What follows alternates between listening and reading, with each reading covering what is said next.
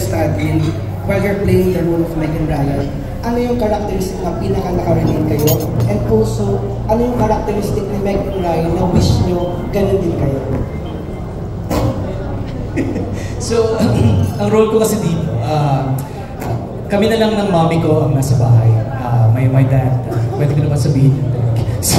So kami na lang ng mommy ko. So I'm probably yung mama's boy. So may standard yung character ko of what love is. May standard siya na yung unang mong makikilala, yung unang ibibigay mo yung sarili mo, siya na dapat. So, may ganun siyang, sana yung unang mong pagbibigyan ng sarili mo, sana siya na. So, I'm with that kind of ideas, diba? I hope na gusto ko pa rin mapunta dun sa ganung mindset of things na kung ano yung bibigyan ko ng, hindi naman like physical self, diba? Kung ano yung paglalaanan ko ng pagmamahal, sana siya na. So, well, na-achieve ko naman na siya. So, I think yun yung medyo malapit dun sa ideals ko with the character. Kung nasagot ko ba yung tanong? So, yung character ko naman na si Meg, ano siya, ayun nga, parang marami siyang pain from her past or from her childhood na hindi niya na-open up sa ibang tao. So yung ginagawa niya para ma-escape yun is lumalabas siya with her friends, di ba? Nagbabarkada siya. She does fun but crazy stuff and she drinks until mawala siya sa sarili niya. Parang yun yung parang pinaka-escape niya from feeling her feelings. Hindi ako ganon. Charot. Yun pala yung sasabihin.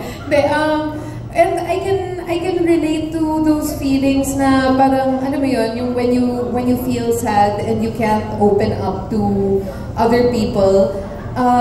Ayun, kaya parang gusto ko talaga siyang i-play. Kasi this movie also said something about that and how you handle the things that you go through in life and where it takes you also kasi medyo pinabayaan niya talaga na ng sarili niya just to escape the feelings. So yun, I find that very human, very relatable, and whether you know, we show it or not, because syempre when we face everyone, we have a smile on our face and we're always happy, we're always okay, we always look great, and we have a perfect life and perfect relationship, diba?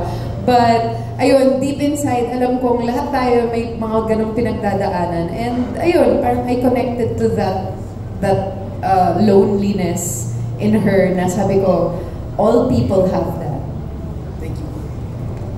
Thank you, Leo. Susunod, I would also like to acknowledge Tyron Escalante is in the house. Ayun, no? Yeah, clap, clap, clap. Oh, ganda ang tanong mo, ha? Alam mo na. Oji Narvaez Rodriguez. Ayan. I'm Oji from Abante and Abante News. Sabi ko na, para mas matigin. Para kay Jeff.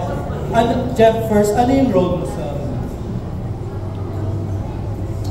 I'm Anne. I'm Meg's best friend. So Anne is a toxic friend, and yet she's a friend. So she's always there for Meg. Pero yun nga, since Anne also came from a broken family, yung escape naman ni Anne is she likes adventures. She's a thrill seeker.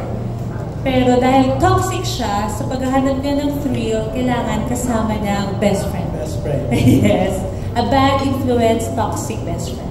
Tapos may ono, di ba, biyanan mo yung Grand Slam Queen, Lorna Tolentino. May chance ba na nagtanong ka sa kanya ng tips on acting or anything about sa pagiging artista? Well, hindi pa ako nagtatanong kay Mama about doon kasi nung dumating ako sa family, hindi ako nag-work na muna kasi I was pregnant, di ba?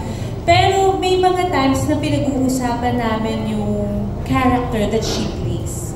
Yun, tapos yung mga insight niya about it, tapos kung ano yung tingin niya na... May one time pinag-usapan namin sa Espantajo, nag-share siya about yung tingin niya na dapat na-attack niya or yung pagkakaintindi niya sa script.